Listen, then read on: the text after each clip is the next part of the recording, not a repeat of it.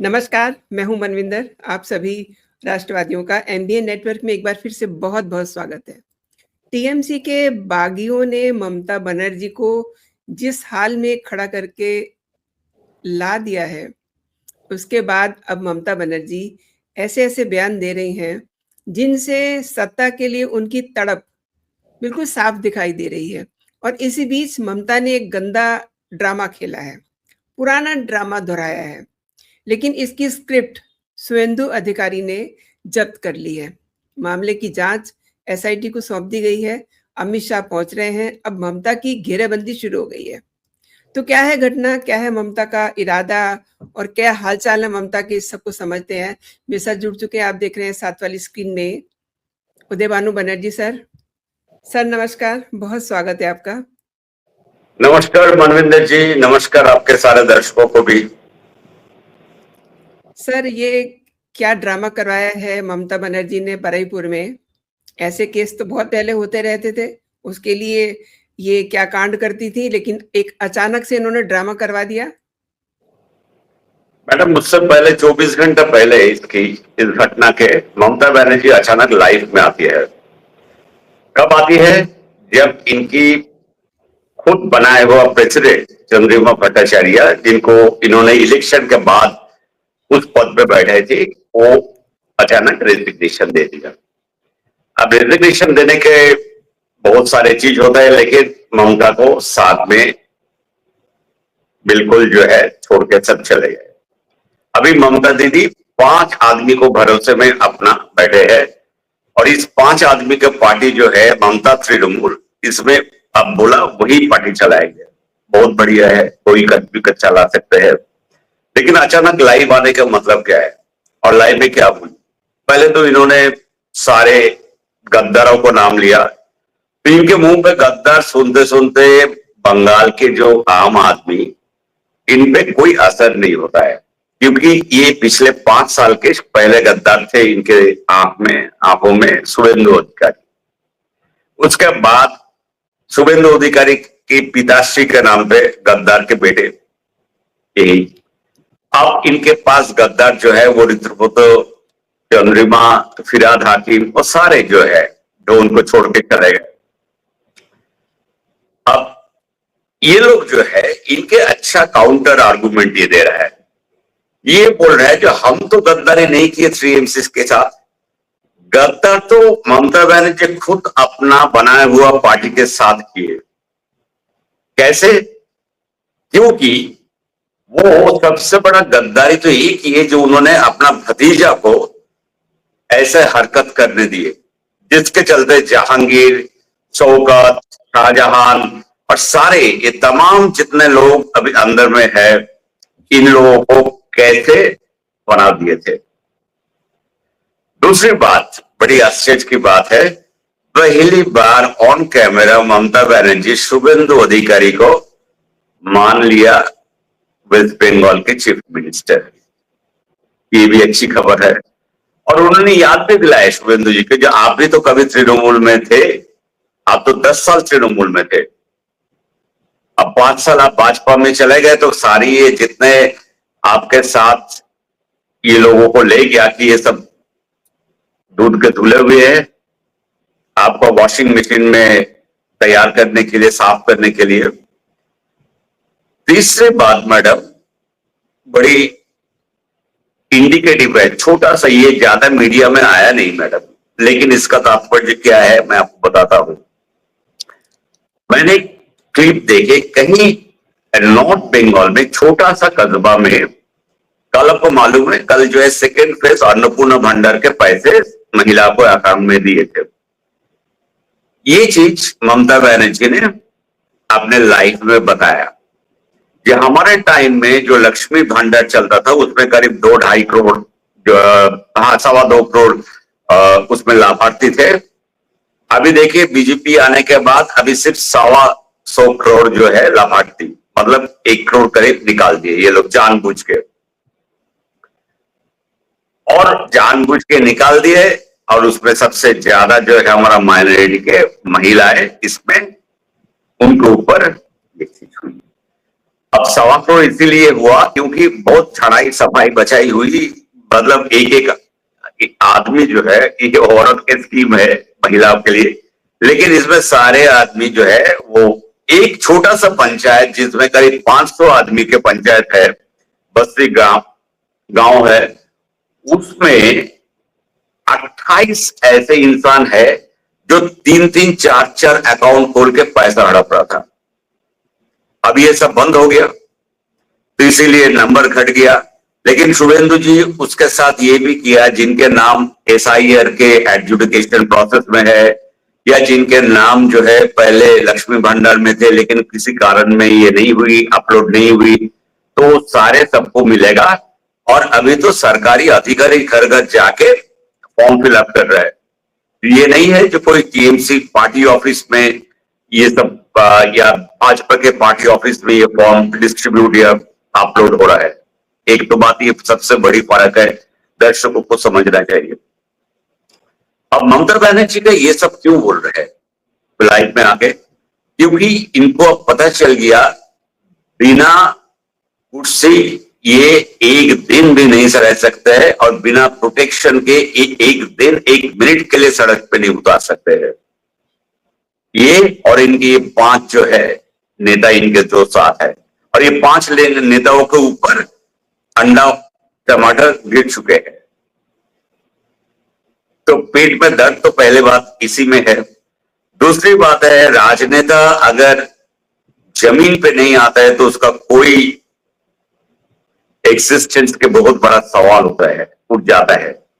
क्योंकि वही तो जो वोटर कौन होता है, जो जमीन पे जो रहते हैं, जो सड़क पे चलते हैं, जो आम आदमी है, वही तो वोटर होता है ना। तो उनके बीच जब तक नहीं जाएंगे तब तक कैसे चलेगा? और कितने लाइव फेसबुक और फेस टाइम ये सब करेंगे? तो इनको एक मौका ढूंढना चाहिए, एक मुद्दा चाहिए था जिनको लेकर के ये सड़क पे आ जाए। अब आता हूं मैं आपका जो सवाल है मैडम, 12वीं की जो घटना आज घटी। ठीक है, ऐसे कोई भी घटना हम बहुत तीव्रता से इसका निंदा करता हूं। ऐसा किसी के साथ नहीं होना चाहिए। ये कोई धर्म के बात नहीं है, कोई मतलब ये इंसानियत के साथ कोई भी जिसका दिमाग थोड़ा सा ठीक है वो हमेशा इसका अगेंस्ट में अपना आवाज उठाएगा। लेकिन उसके बाद क्या देखा गया? बात यह देखा गया वहां पे भड़काऊ भाषण, पुलिस के वैन पे आग, सड़क बंद करके लकड़े डाल के बड़े बड़े पेड़ गिरा के रोड ब्लॉक करना, फिर रेलवे लाइन जो सियालदा से जो नामखाना के जो लाइन है, जो लोग जानते हैं, जो कलकत्ता से सुंदरबन का जो रूट है रेल लाइन, उसमें रेल को बंद करके रखना, ये सारी चीज हुई। हम मानते हैं जब घटना हुई उसके बहुत खराब चीज हुई, बहुत ये होनी नहीं चाहिए, और इनमें थोड़ा सा अपना लोकल पुलिस का भी लापरवाही है, ये हम मानते हैं। लेकिन इसका मतलब नहीं है आप किसी को पकड़ के फिर उसको भरे रास्ते में आप उसको जान ले लेंगे, मॉब लिंचिंग। तो यहां पे तो मैडम कोई शरीयत कानून तो नहीं है। तो ये लोग कौन सा लोग है, कौन सा वर्ग है जो भारत का आईन में अपना भरोसा नहीं रखते हैं? और अगर आप वहां पे डेमोग्राफी देखिएगा, वहां पे 85% जहां पे वो हुआ घटना, 85% मुस्लिम मेजोरिटी है। तो नेचुरली ममता दीदी को तो बहुत बड़ा एक फॉल्ट लाइन मिल गया। एक तो पहला आपको बताया अन्नपूर्णा भंडार, दूसरा ये फॉल्ट लाइन उनको मिल गया। अभी ममता दीदी बेचैन है सड़क उतारने के लिए, लेकिन शुभेंदु उनका नाटक जो है स्क्रिप्ट बर्बाद कर दिया। बहुत ही बुरी स्क्रिप्ट है, उस स्क्रिप्ट से कुछ ज्यादा कुछ फायदा ये उठाने नहीं पाएंगे। इसीलिए क्योंकि ममता बनर्जी को हम सीधा याद दिलाना चाहते हो आपको माध्यम से, उन्होंने जिंदगी भर लाशों का राजनीति की है मैडम। आपके दर्शक को मैं बता रहा हूं, मैं 5 केस ऐसे बताऊंगा, कोई भी जाके गूगल सर्च करके उसके बारे में पता कर सकते हैं। वो पूरा घटना, कौन दोषी है, उनका क्या हालत है, किसके ऊपर कार्रवाई हुई और नहीं हुई। एक है रिजवान मर्डर केस। इस टाइम में Mamata Banerjee opposition leader, CPM के टाइम में इन्होंने क्या किया, उनका लाश लेकर के पार्क स्ट्रीट में, पार्क सर्कस में क्या किया, धरना प्रदर्शन, पुलिस प्रूफ पर पत्थरबाजी, ये सारे सब कुछ किए। बाद में रिजवान जिनके लिए ये धरने पे बैठे, जब ये सरकार पे आए, उनके बड़े भाई को अपना विधायक बना लिए। दूसरी बात, तापसी मलिक का जो रेप केस हुई थी, उस टाइम में भी ममता बनर्जी उस टाइम में सिंगूर के अंदर कर रहे थे, और जो उस टाइम में सीपीएम का राज चल रहे थे, तो उनको वहां पे बुद्धदेव बाबू को बिल्कुल जो है नास्ता नबूद करना उनका एक ही मकसद था। तो ये केस भी दर्शक चाहे तो गूगल सर्च करके देख ले, और बाद में उनका नतीजा, इनकी इस लड़की का पिताजी क्या बताए थे पब्लिक डोमेन में। तीसरी, पार्क स्ट्रीट का रेप, जो मेन एक्यूज है वो इनकी एक बहुत ही बड़ी बंगाली फिल्म के एक्ट्रेस नुसरत जहान, उनके तो बॉयफ्रेंड थे, और उस दिन रात दोनों भाग गए थे मुंबई में, कादिर खान, उनको अभी तक अरेस्ट हुआ नहीं, और नुसरत जहान को उन्होंने संसद में भेज दिए थे। चौथा, कामदूनी रेप केस, अभी भी उनके परिवार, उनके मोहल्ले के, उनके जान पहचान अभी भी जो है वो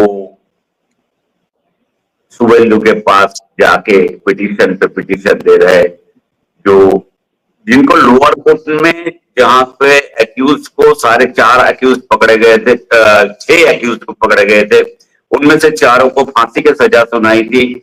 उसके बाद बाकियों को जो है लाइफ इम्प्रिजनमेंट के सजा सुनाई थी। हाई कोर्ट आते आते वो 4 जो है सबके सब बरी हो गए। तो ये तो स्टेट वर्सेस एक्यूज का लड़ाई थी ना, तो स्टेट कैसे केस को कमजोर कर देते हैं, ये तो कोई भी जाके ये गूगल सर्च करके पता कर सकते हैं। और आखिरी में मैं बताऊंगा आसखाली रेप कांड, जहां पे ममता बनर्जी स्टेज पे डीआईजी को बैठा के बताया, उनके तरफ सवाल को, ये रेप और मर्डर हुआ, इस लड़की का कोई लव अफेयर था, और इस केस में इन्हीं के एक लीडर, उनका बेटा लिप्त है। ये तो इनका एक इतिहास है मैडम। तो इस इतिहास को लेकर के ममता दीदी जो है, और सारे इनके साथ अभी जुड़ गए, इनके 5 इनके कार्यकर्ता, और साथ में सबसे बड़ी जो है सीपीएम, और जितना ये झूठे जो है ह्यूमन राइट एक्टिविस्ट जो है, और वो सब जुड़ गए, सब सड़क पे आ गए। लेकिन शुभेंदु इनका कैसे प्लान खराब कर दिया, मैं वो भी बताता हूं। 1 घंटे के अंदर शुभेंदु ने एसआईटी बना दिया। 1 घंटे के अंदर आईजी साउथ बंगाल को वहां पे दिखा गया, वो माइक लेकर के बोल रहे हैं कि हम इस बच्ची को, घर वाले, उसका माँ बाप को हमने बुलाया है भवानी भवन और नवान्न में मंगलवार, और उन्होंने ये भी बताया जो 3 ऑलरेडी हमने अरेस्ट कर चुके हैं, और भी जो भी लिप्त होंगे इसके साथ हम उनके ऊपर सख्त से सख्त कार्रवाई करेंगे, और कार्रवाई तब तक जारी रहेंगे जब तक इन लोगों को मतलब अल्टीमेट सजा ना हो जाए। इसमें तो खराब हो गया। अब ममता दीदी अपना पूरा जो है तैयार करके बैठे हुए हैं घर पे, जो अभी तो निकालना ही है सड़क पे। साथ साथ शुभेंदु ने पूरा 2 बैटालियन फोर्स ममता बनर्जी के घर पे भेज दिया। तो एडमिनिस्ट्रेशन तो ऐसी होनी चाहिए जहां से आपको लगता है, अंदाज लगता है जो कोई गड़बड़ी होगा, जहां लॉ एंड ऑर्डर प्रॉब्लम शुरू होगा, उससे पहले ही तो आप प्रोएक्टिव एक्शन ले रहे हैं। ऐसा नहीं है घटना हो जाने के बाद ममता बनर्जी सड़क पे आएंगे और उन पे ऊपर सारे फूल बरसाएंगे और सारे कर्ता को लेकर के पूरा ड्रामा करने का मौका ही नहीं देंगे शुभेंदु, क्योंकि उनको मालूम है इनकी राजनीति। और उदय जी सही कह रहे हैं कि ममता बनर्जी की घेरेबंदी हो गई है, क्योंकि पूरी रिपोर्ट जो है वो अमित शाह को भी मिल गई है और अमित शाह आज पहुंच रहे हैं बंगाल में भी। और देखिए इनकी इनकी तड़प जो है, इनकी जो कहना चाहिए फ्रस्ट्रेशन का जो लेवल बढ़ रहा है, वो क्यों बढ़ रहा है? क्योंकि इनके टीएमसी के दफ्तर पे तो ताला लग गया है।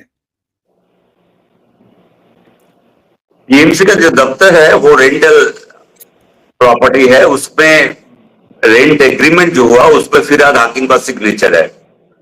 तो मकान मालिक पर जिसके साथ एग्रीमेंट है, जिनका सिग्नेचर है, उनके हाथ में हमने चाबी पकड़ा दी है। अब उसका अंदर कौन आएगा कौन नहीं आएगा वो हम कैसे देखेंगे? तो ममता बनर्जी का बड़ा झटका। दूसरी बात, इनके ऊपर तलवार लटकी हुई है जो इनका पार्टी का सिंबल रहेगा कि नहीं। तीसरी तलवार इनके ऊपर अभी खड़ी है जो बैंक अकाउंट को लेकर के, ये पैसा किसके हाथ में जाएगा, कौन तृणमूल असली तृणमूल है। और चौथा सबसे बड़ी चीज जो है, अभिषेक जी को कैसे बचाया जाए, क्योंकि उनको ऊपर अभी बहुत बड़ा और एक एफआईआर हुई डायमंड हार्बर में, जिनमें ऑर्गन ट्रांसप्लांट, ऑर्गन ट्रैफिकिंग और सेक्स डिटर्मिनेशन टेस्ट, अल्ट्रासाउंड को लेकर के हो रहा है। ये चारों तरफ से ममता बनर्जी बिल्कुल बकलाए हुए हैं। और टाइमिंग इन्होंने ऐसे की है जब अमित शाह जी शहर में है। आपको याद होगा शाहीन बाग हुआ था जब अमेरिका के प्रेसिडेंट डोनाल्ड ट्रंप भारत में सफर कर रहे थे और नरेंद्र मोदी स्टेडियम अहमदाबाद में बैठे हुए थे। उस टाइम में शाहीन बाग शुरू हुई। आपको याद होगा पहलगांव हुई जब जेडी वांस, वाइस प्रेसिडेंट यूएसए की, वो इंडिया दौरे पे थे। वैसे ही अमित शाह जी जब कलकत्ता में उनका प्रोग्राम है, क्योंकि वो आ रहा है श्यामा प्रसाद मुखर्जी का जन्म शतवार्षिकी का बहुत बड़ा यहाँ पे एक स्टैचू, जैसे आपका गुजरात में जैसे सरदार वल्लभ भाई पटेल के जैसे ये हुआ, वैसे ही इन्होंने इनका प्लान है बनाने का शुभेंदु जी का। तो उनका शिलान्यास करने, उद्घाटन करने के लिए आ रहा है। और कल पूरा कलकत्ता के पूरा पश्चिम बंगाल में बड़े धूमधाम से पहली बार श्यामा प्रसाद मुखर्जी को उतना ही श्रद्धांजलि दिया जाएगा जो इनकी हकदार है। आज हम लोग है इस देश में कि उसी डॉक्टर श्यामा प्रसाद मुखर्जी के चलते। तो ये सारे टाइमिंग को देखिए मैडम, राजनीति में टाइमिंग बहुत बड़ी चीज होती है। ममता दीदी तो अभी बैठे हुए हैं, कहां पे दरार उनको दिख जाए, एक कोई ऐसा कुछ मिल जाए दरार जिनमें ये घुस जाते हैं, उसके बाद उसको फिर। और कुछ लोगों को ऐसे भी खबर में मिली है, खबर हमें मिली, कुछ टीएमसी के पुराने जो 4 तारीख के बाद अचानक भाजपा में चले गए थे, कुछ पुराने सीपीएम जो इलेक्शन से पहले भाजपा में चले गए थे, और ऐसे बहुत लोग जो टीएमसी के जो आजकल दिखाई दे रहे हैं बहुत नजदीकी फोटो फ्रेम में, कोई बीजेपी का मिनिस्टर के साथ या कोई फंक्शन में कुछ, लेकिन वो बोलता है तो हम टीएमसी छोड़ चुके हैं ये है, लेकिन वो हम पॉलिटिक्स छोड़ चुके हैं, लेकिन वो दिखता है ये सब फंक्शंस में। तो आप ज्यादा आश्चर्य नहीं होइएगा, ममता बनर्जी के स्टाइल है ये, कोई अपना आदमी एक गुट बीजेपी में। तो भाजपा स्टेट जो प्रेसिडेंट से है, और हमने ऑल इंडिया प्रेसिडेंट को हमने 2 बार विनती कर अपने खुद चिट्ठी लिखी कि आप इसको लेकर के सोचिए और एक एक कार्यकर्ता का आइडेंटिफिकेशन कुछ ऐसा कीजिए। नहीं तो इसमें सारे देखिए माफिया और जो ऐसे तंत्र होता है ना, वो ढूंढता है कहां से हम पैसा कमाएंगे। उनका काम ही है ये जिंदगी भर किया। जो लोग 20 साल 22 साल जो है धमकी दे करके बढ़ा है और आदमी को भी करके पैसा कमाया, मेहनत तो की नहीं कभी, तो कैसे आज वो तो बेकार हो गया, अनएम्प्लॉयड, उनके पास कोई काम नहीं है, तो मौका ढूंढेंगे कैसे रूलिंग पार्टी में आ जाए। तो मेरा ये बहुत बहुत बार विनम्र ये है, विनती है इन लोगों के ऊपर, स्टेट और सेंट्रल जो लीडरशिप है, इनको देखिए और एक एक कार्यकर्ता उनको आईडी प्रूफ या आइडेंटिफिकेशन कुछ कीजिए, नहीं तो ये जो है ये बहुत बड़ा ये सुनामी होने वाला है। और इनके ये ऐसे घटनाएं जो है मैडम हमारे हिसाब से आगे भी होते रहेंगे। एक मैं छोटी सी टिप्पणी चाहूंगी आपसे उदय जी। एक जानकारी आ रही है कि डायमंड हार्बर से जमीन के अंदर से मानव, जिसे बोलते हैं ना, ढांचे मिल रहे हैं, अस्थियां मिल रही हैं, ये सब क्या है? ये सारे जो है यहाँ पे देखिए, ये बहुत बड़ा देन है हमारा, पिछले जो हेल्थ मिनिस्टर ममता बनर्जी थी उन्हीं का देन है सब। सबसे ज्यादा अस्थि जो है यहाँ से पूरा दुनिया में जाते हैं कि जितना मेडिकल कॉलेज है यहाँ पे आपको मालूम है एनाटॉमी डिपार्टमेंट होता है, वहां पे एनाटॉमी चाहिए, मतलब हड्डी और ये सब सारे, तो ये सारे यहाँ से जाता था। और इसमें जुड़े हुए आरजीकर का बहुत बड़ा नेटवर्क, बहुत सारे कारण के बीच ये भी कारण है, आरजीकर का डॉक्टर जिनके साथ वो दुष्कर्म हुई थी उनको पता चल गया था ऑर्गन रखे। आपको पिछले पॉडकास्ट में हम बताए थे पुराने दवाई यूज, हॉस्पिटल का जो सामान है उसको कैसे रिसाइकल करके उससे बिजनेस होता था, ये भी इनके बिजनेस है।